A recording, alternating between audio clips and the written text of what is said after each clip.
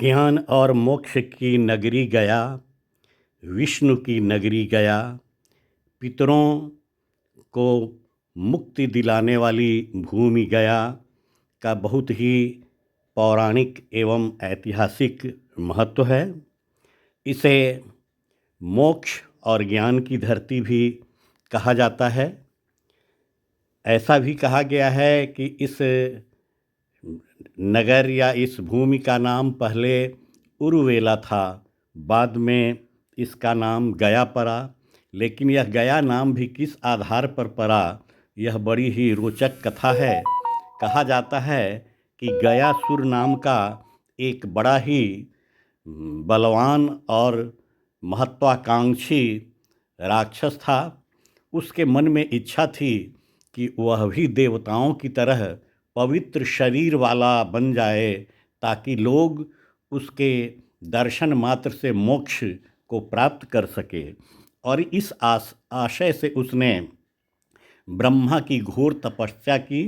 जब ब्रह्मा प्रसन्न हुए तो उन्होंने कहा कि हे परमपिता, मुझे ऐसा वरदान दें कि मैं भी देवताओं की तरह पवित्र हो जाऊं, और जो भी मेरे दर्शन करें वे मोक्ष के भागीदार बने, स्वर्ग के हकदार बने।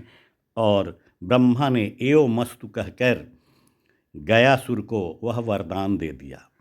गयासुर के इस वरदान के पश्चात धरती पर पाप करने वाले, अधर्म और कुकर्म करने वालों की संख्या बढ़ गई, क्योंकि उनके मन में यह विश्वास था कि एक बार गयासुर के दर्शन हो जाएंगे और मैं भी स्वर्ग का, मोक्ष का अधिकारी हो जाऊंगा।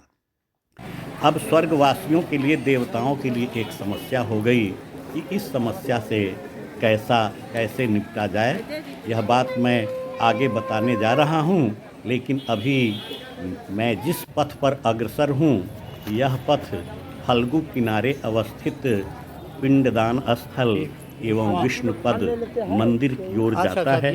हजारों की संख्या में लोग अपने पितरों की मुक्ति की कामना के लिए, कुछ श्राद्ध कर्म के लिए और अधिकतर पिंडदान के लिए उस स्थल की ओर बढ़ रहे हैं, जहां कभी माँ सीता ने और भगवान श्री राम ने भी अपने पूर्वज, अपने पिता स्वर्गीय राजा दशरथ का पिंडदान किया।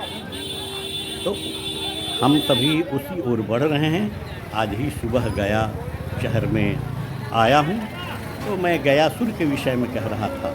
देवताओं के लिए चिंता बढ़ गई, क्योंकि स्वर्ग में जाने वालों की भीड़ बढ़ गई, वहाँ की व्यवस्था चरमरा गई। और फिर उन सब ने आपस में विमर्श किया कि इस समस्या से कैसे निपटा जाए। देवताओं ने गयासुर से कहा कि हमें धरती पर यज्ञ करने के लिए भूमि चाहिए। तो गयासुर ने बहुत ही उल्लास और हर्ष के साथ उनका स्वागत करते हुए कहा कि आप मेरे शरीर पर ही यज्ञ करें। और इस प्रकार गयासुर भूमि पर लेट गया। कहा जाता है कि गयासुर जब जमीन पर लेटा तो उसका शरीर 5 कोस में विस्तृत हो गया, फैल गया। और फिर देवताओं ने उस पर यज्ञ किया। गयासुर को स्थिर करने के लिए, उसकी गतिविधि को सीमित करने के लिए भगवान विष्णु ने गयासुर के शरीर पर अपने चरण डालकर जोर से दबा दिया, और गयासुर यहीं की भूमि में अधिष्ठित हो गए। विष्णुपद मंदिर जो यहाँ पर स्थित है, उसमें भगवान विष्णु के चरण चिन्ह अंकित हैं, जिनकी पूजा की जाती है। यही वह फल्गु नदी है। उस पार जो एक पहाड़ी दिख रही है, वह उस ओर सीता कुंड है। यह शापित नदी फल्गु है। और शापित क्यों? तो सारी नदियां बरसात में भी जल से आप्लावित होती हैं, लेकिन माता सीता ने ये फल्गु को शाप दिया था कि वह अंतः सलीला बन जाएगी, वह सूखी रहेगी। भीतर भले ही जल रहेगा, लेकिन बाहर से वह सूखी रहेगी। कारण कि जब वनवास की अवधि में भगवान श्री राम को पता चला कि उनके पिता दशरथ की मृत्यु हो गई है, तो वे अपने अनुज लक्ष्मण के साथ इसी फल्गु किनारे अपने पिता के श्राद्ध कार्य पिंडदान के लिए आए थे। और ऐसे में ये यहाँ आने के बाद नगर की ओर पूजन सामग्री के लिए चले गए थे। श्री राम लक्ष्मण को आने में देर हो रही थी और उसी समय आकाशवाणी हुई। दशरथ महाराज की आत्मा सीता से आग्रह करने लगी कि हे सीते, तुम यथाशीघ्र मेरा पिंडदान करो, अन्यथा शुभ मुहूर्त बीत जाने पर मुझे मोक्ष प्राप्त नहीं होगा। और श्री राम पहुँच नहीं पाए थे तो माँ सीता ने बालुका पिंड से राजा दशरथ या अपने ससुर दशरथ का पिंडदान किया। जब दोनों भाई लौटे तो जब सीता माता ने उन्हें बताया तो उन्हें विश्वास नहीं हुआ। उन्होंने कहा कि इसका गवाह कौन है। तो माँ सीता ने फल्गु, ब्राह्मण, गाय और अक्षय वट को इसका गवाह बनाया था। लेकिन राम लक्ष्मण के सामने 3 गवाह मुकर गए। फल्गु ने इनकार कर दिया, गाय ने भी इनकार कर दिया और ब्राह्मण ने भी इनकार कर दिया। एक अक्षय वट था जिसने स्वीकारा कि हाँ, माँ सीता ने राजा दशरथ के लिए, अपने ससुर के लिए पिंडदान की यज्ञ किया। तो माँ सीता इतनी कुपित हुई कि उन्होंने फल्गु को अभिशाप दिया कि तुम कभी जल धारण नहीं करोगी, कितनी भी वर्षा होगी, समय बरसात का होगा, लेकिन तुम में जल नहीं होगा। फिर गाय को उन्होंने कहा कि तुम तो पवित्र हो, बावजूद इसके तुमने झूठी गवाही दी है, इसलिए तुम जिंदगी भर लोगों के जूठन खाओगी और तुम्हारे पृष्ठभाग की ही पूजा होगी। फिर ब्राह्मण से उसने कहा कि हे ब्राह्मण, आपने गलत गवाही दी है और आप जिंदगी भर इसी प्रकार भूखकर रहेंगे, इसी प्रकार दूसरों पर निर्भर रहेंगे। फिर अक्षय वट को माँ सीता ने कहा कि तुमने मेरी सही गवाही दी है, इसलिए तुम सदा, तुम्हारी वंश वृद्धि होगी। और इसी प्रकार से यह कथा आगे बढ़ी। तो इस गया में कहा जाता है कि गयवाल, यहाँ जो पंडे हैं वे गयवाल पंडे हैं और उनके पूर्वज कान्हूलाल गुर्दा एक बड़े साहित्यकार थे जिन्होंने गया बृहद महात्म्य नामक एक पुस्तक भी लिखी है। और यह भी कहा जाता है कि गया के पंडों में 51 उपाधियां होती हैं। डॉक्टर राम निरंजन वर्मा परिमलेंदु ने एक अपने विस्तृत निबंध में इस बात की चर्चा की है और बताया है कि अग्निवार, अहीर, उपाध्याय, कड़ी, कटरियार, कौहदौरी, कोलकट, खरखौका, कुट्टी, गायब, गोलवर, गोसाई जैसे 51 उपाधियाँ गया के पंडों द्वारा धारण की जाती है। अभी मैं पत्नी सहित फल्गु घाट पर ही पिंडदान की प्रक्रिया में हूँ। एक तरह से कहें कि यह गया जो है साल भर पिंडदान का स्थल होता है। जिनके पूर्वज मर चुके हैं या जिनके माता पिता मर चुके हैं वे यहाँ आकर श्राद्ध कर्म भी करते हैं और पिंडदान भी देते हैं। तो कुछ लोग श्राद्ध कर्म के लिए आते हैं और अधिकांश लोग पिंडदान के लिए आते हैं। पितृपक्ष के पखवाड़े में करीब 15-16 दिनों तक देश विदेश के लाखों श्रद्धालु अपने पूर्वज, अपने पितर को पिंडदान करने के लिए, उन्हें स्वर्ग तक पहुंचाने के लिए, उनकी आत्मा की मुक्ति के लिए यहाँ पिंडदान करते हैं। यह निश्चित रूप से एक श्रद्धा का विषय है, आस्था का विषय है। तर्क वितर्क से यहाँ काम नहीं चलता। बावजूद इसके यह कहा जा सकता है कि यह जो फल्गु नदी है इस बात की गवाह है कि हजारों वर्षों से यहाँ यह पिंडदान चलता है। पहले जो लोग आते थे, वर्ष 2021 के पहले जो आते थे, उनको यहाँ सूखी हुई फल्गु नदी मिलती थी। उसमें जल नाम मात्र का होता था। जहाँ कहीं भी बालू को कोड़कर गड्ढा बनाया जाता था वहाँ तुरंत जल निकल जाता था, लेकिन सतह पर जल के दर्शन कम होते थे। लेकिन वर्ष 2021 में बिहार के मुख्यमंत्री श्री नीतीश कुमार जी ने वहाँ एक रबर डैम स्थापित करवाया और उसके कारण यहाँ सालों भर श्रद्धालुओं के स्नान ध्यान के लिए, तर्पण के लिए, पूजा अर्चन के लिए जल उपलब्ध होता है, जल प्राप्त हो पाता है। चारों तरफ जो ये घाट बने हैं पक्के चबूतरे हैं, प्रस्तर खंडों से निर्मित, उन्हीं पर लोग पिंडदान के लिए एकत्र हैं।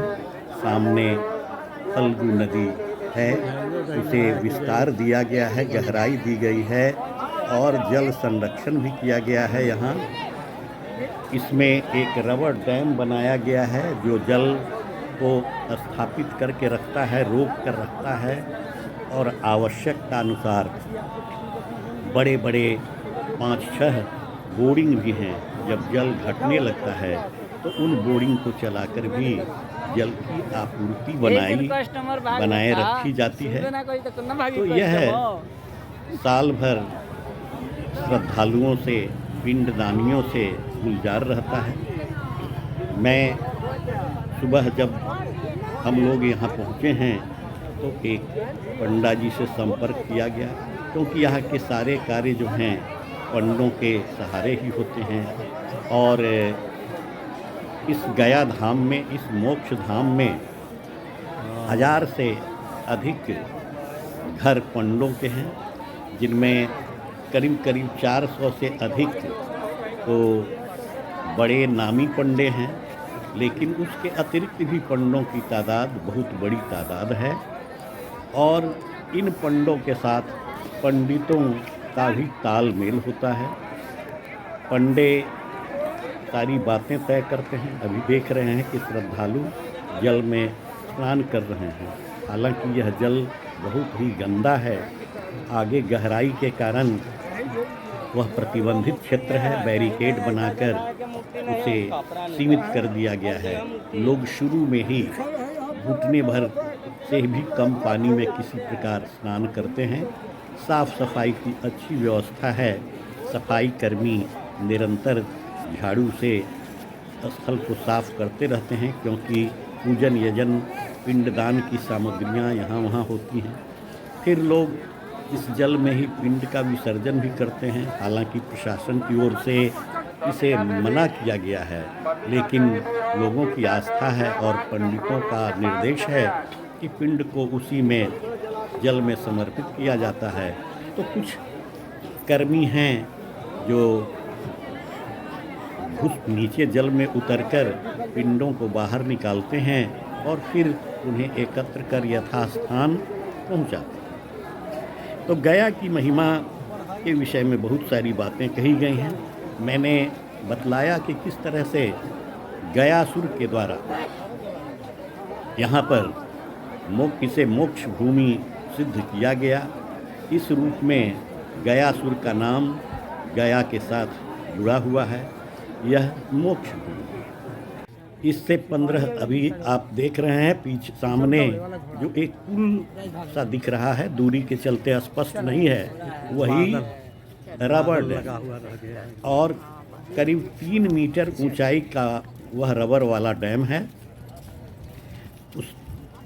वह मजबूत डैम है। कहा जाता है कि वह रबर बुलेट प्रूफ है, उसमें गोली से भी छेद नहीं हो सकती।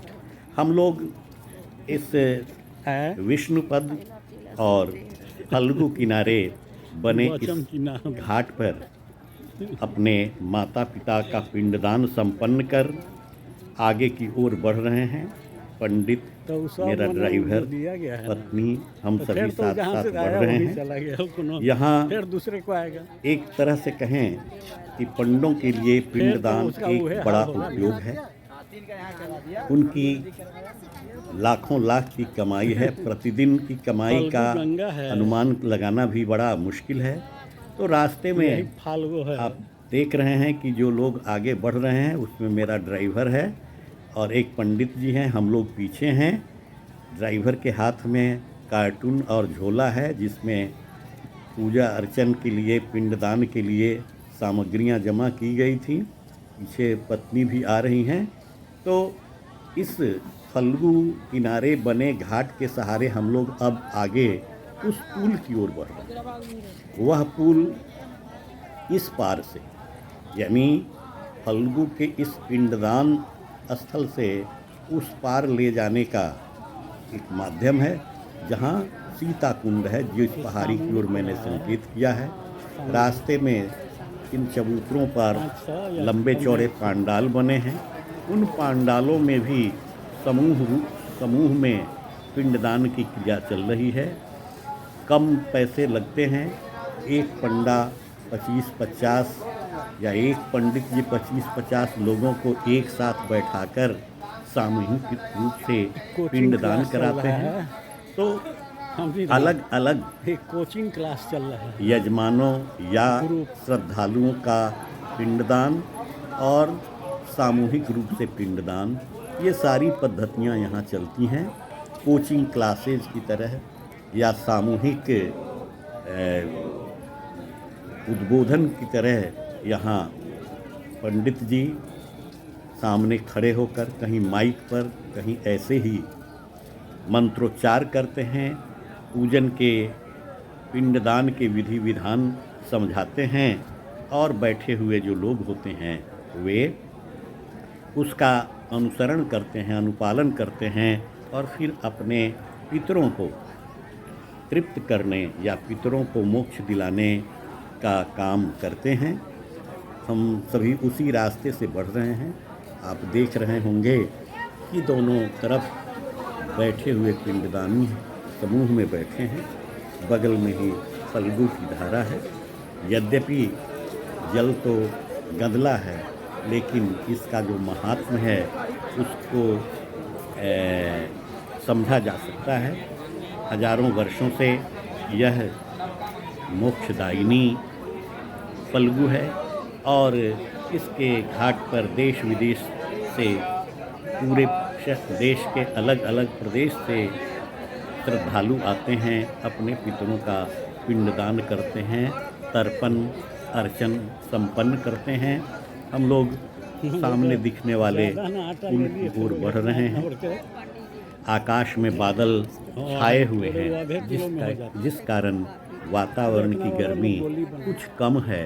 बावजूद इसके रास्ते के पत्थर हमारे नंगे पाँवों को काफ़ी उष्णता प्रदान कर रहे हैं, लेकिन लाचारी है क्योंकि चप्पल जूते को हम लोगों ने अपनी गाड़ी में ही छोड़ दिए हैं और फिर नंगे पाँव हम लोग अग्रसर हो रहे हैं। पुल नज़दीक आता जा रहा है। वहाँ से इको रिक्शा या ऑटो के सहारे हम लोग नदी के, फल्गु के उस पार जाएंगे जहाँ सीता कुंड है। वहाँ भी पिंड अर्पण करने का विधान है। माँ सीता ने उसी घाट पर अपने ससुर राजा दशरथ का पिंडदान किया था और उन्होंने बालूका पिंडों से ही यह अनुष्ठान संपन्न किया था। रास्ते में देख रहे हैं कि पंडाल में लोग बैठे हैं। पिंडदान की सामूहिक क्रिया यहाँ भी चल रही है। तो गया का जो इतिहास है, कहें कि लोगों की आस्था, विश्वास और मोक्षकामी लोगों की या पितरों के मोक्ष की कामना करने वाले वंशजों, संतानों के लिए यह सर्वाधिक उपयुक्त स्थल है। गया में कहा जाता है कि कभी पिंडों की संख्या या कहें कि कुल 360 वेदियां थीं जहां पर पिंडदान की क्रिया संपन्न होती थी, लेकिन अब सिर्फ 48 वेदियाँ बची हुई हैं जहाँ पर यह कार्य किया जाता है। और फिर ऐसा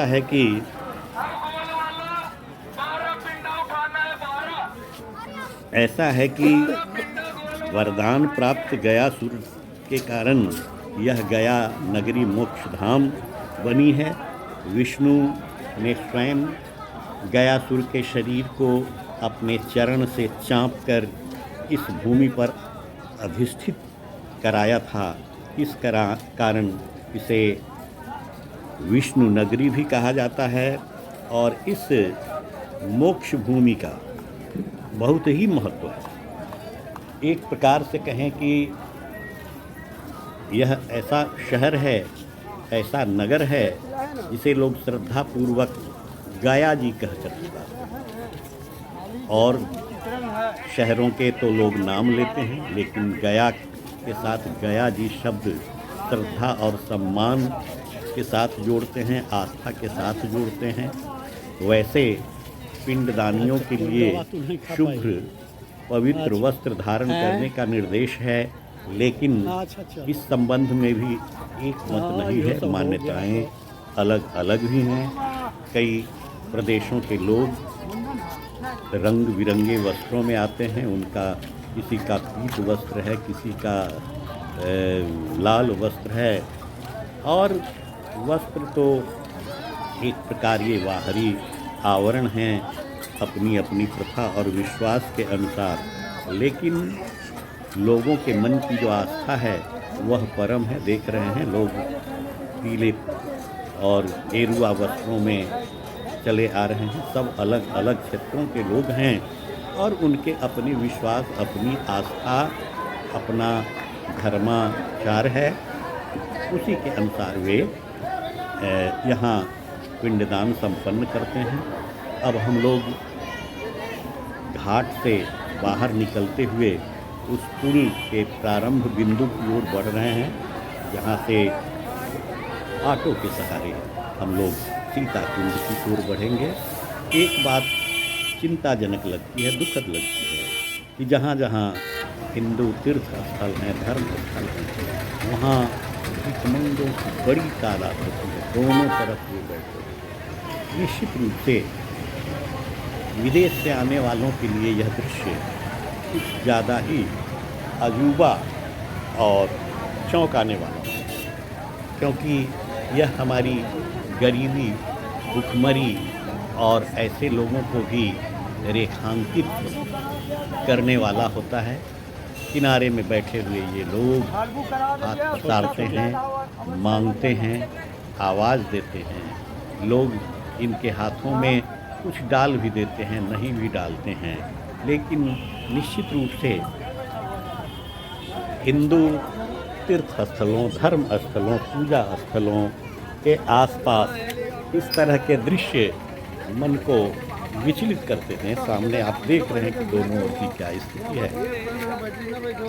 अब इसमें थोड़ा तो ऐसा ज़रूर है कि जहाँ सिख धर्म के स्थल हैं, जहाँ बौद्धों के स्थल हैं, वहाँ इस प्रकार की भिखमंगी या भिखमंगों की फौज नज़र नहीं आती है। अब हम लोग उस फल्गु पर बने सेतु के पास पहुँच गए हैं, जहाँ से ई रिक्शा के सहारे हम लोग दूसरे घाट पर सीता कुंड की ओर बढ़ेंगे। हम लोग वही ऑटो के जुगाड़ में लगे हुए हैं और फिर यहाँ से बैठकर उस पार जाएंगे। वहाँ भी पिंडदान होगा। हम लोग पिंडदान के पश्चात वहाँ से फिर अक्षय वट की ओर प्रस्थान करेंगे। हम लोग उस पार सीता कुंड की ओर ऑटो से उतरकर सड़क की ऊंचाई से नीचे उतरे हैं। यहाँ भी लोगों की चहल पहल है, भीड़ है। चारों तरफ पूजन सामग्रियों की बिक्री हो रही है।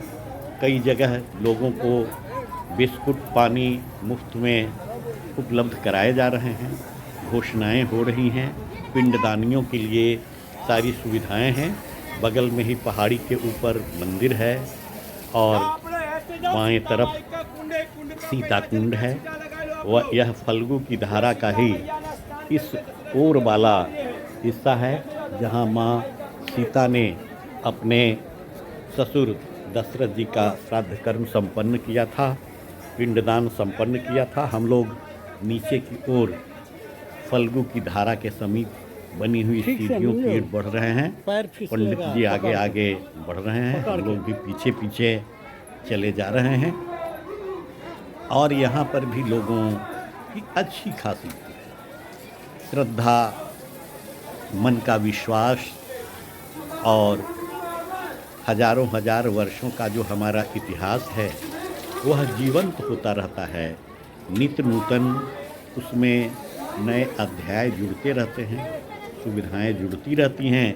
कभी तो यह घाट ऐसे ही खुला रहा होगा जहाँ फल्गु अपनी धारा में सिमटी हुई नज़र आती रही होगी, लेकिन आज डैम बन जाने के कारण यहाँ जल संग्रह का एक विस्तृत क्षेत्र बन गया है। बांस बल्लों से आगे के मार्ग को अवरुद्ध रखा गया है कि उत्साही भीतर जल में नहीं चले जाएं, कोई खतरा नहीं हो जाए। लोग इन्हीं सीढ़ियों पर बैठकर अपना यज्ञ, अपना अनुष्ठान, अपना पिंडदान संपन्न करते हैं। यहाँ चूँकि माँ सीता ने बालुका राशि से ही पिंड अर्पित किए थे, इसलिए यहाँ पर बालुओं का ही भी पिंड दिया जाता है। और गरीबों के छोटे छोटे बच्चे पोटली में बालू बेचते हैं। 10-10 रुपए में एक मुट्ठी बालू की पोटली लोग लेते हैं। जो आस्था है, जो विधान है, जो पिंडदान का संविधान है, उसका अनुपालन हर जगह श्रद्धापूर्वक किया जाता है। देख रहे हैं कि लोग सीता कुंड के घाट की बनी पक्की सीढ़ियों पर यहाँ से वहाँ तक बैठे हैं। पंडित, अलग अलग समूहों के पंडित जो अलग अलग समूहों को पिंडदान कराने के लिए अनुबद्ध हैं, वे उनके साथ हैं। मंत्रोच्चार किए जा रहे हैं। एक बात समझ लेने की है कि जैसा कि मैंने कहा कि आस्था में तर्क को जगह नहीं मिलती है। आस्था में विश्वास की प्रमुखता होती है, श्रद्धा की प्रमुखता होती है। कहें कि ये सारे पंडित कोई विद्वान नहीं होते हैं, मंत्रों के सही उच्चारण नहीं करते हैं, ऐसा भी नहीं है कि ये संस्कृत के ज्ञाता होते हैं। बावजूद इसके लोगों की आस्था है, तो फिर इन्हीं के साथ उन्हें उस आस्था का पालन करना पड़ता है। अभी जहाँ हम लोग बैठे हैं वह अक्षय वट है। जब सीता कुंड से हम लोग 3 व्हीलर लेकर अक्षय वट के लिए चले थे तो बूंदाबांदी से शुरू होकर भीषण वर्षा शुरू हो गई। रास्ते भर भयंकर बारिश होती रही। हम लोग ऑटो में भी पूरी तरह से भीग गए। इतनी तेज बारिश कि जब तक अक्षय वट तक पहुँचे सड़क पर पानी ही पानी हो गया। अक्षय वट का परिसर भी 1 फीट तक पानी से लबालब भर गया था। कुछ देर तक हम लोगों को यहाँ स्थापित एक प्रशासनिक कैंप में खड़ा होकर समय बिताना पड़ा। जब वर्षा की बौछार और जल की बूंदें स्थिर हो गईं, उसके बाद हम लोग इस अक्षयवट मंदिर वाले परिसर में प्रवेश कर पाए। प्रवेश करने के पहले ही बाईं ओर वैतरणी तालाब है। अब वैतरणी तालाब है जहाँ अक्षय वट है, जहाँ मोक्ष धाम है, जहाँ विष्णु के चरण अंकित हैं। जो विष्णु की नगरी है तो निश्चय ही वहाँ वैतरणी का होना भी अनिवार्य है। तो वैतरणी को देखा और वहाँ से लोटा में जल भर कर लाया। यह जो रंग बिरंगे वस्त्र लटके हुए दिख रहे हैं टहनियों से, वही अक्षयवट है। अक्षयवट यह बरगद है। बरगद की जटाएं होती हैं और यह सर्वविदित है कि बरगद का पेड़ कभी खत्म नहीं होता। यानी पुराना पेड़ खत्म होने के पहले ही उसमें से नई नई शाखाएं ज़मीन से आ जाती हैं। उससे जो जटाएं ज़मीन पर निकलती हैं वे जटाएं फिर नए वृक्ष को पैदा कर देती हैं। और इस प्रकार यह वट अक्षय बना रहता है। यानी इस वट का, इस वृक्ष का अंतिम रूप से नाश नहीं होता। यानी यह पुनर्नवा है। एक खत्म होते होते दूसरा वृक्ष वहाँ तैयार होता है। तो वही अक्षयवट है। यहाँ आने पर पंडित जी ने बतलाया कि जो भी वस्त्र आप धारण किए हैं ये सारे के सारे यहाँ रह जाएंगे। आपको यहाँ से दूसरा वस्त्र धारण करके अपने निवास स्थल तक चलना होगा। और ऐसा ही हुआ। तो जो डालियों पर लटके हुए रंग बिरंगे वस्त्र थे वे वस्त्र भी श्रद्धालुओं द्वारा यहाँ त्यागे गए, छोड़े गए वस्त्र ही हैं। लोग जब दूसरा वस्त्र धारण करते हैं तो छोड़े गए वस्त्र को इन डालियों से लटका देते हैं, बांध देते हैं। पंडित जी अपने मंत्रोच्चार में लगे हैं और मैं पिंडदानी यजमान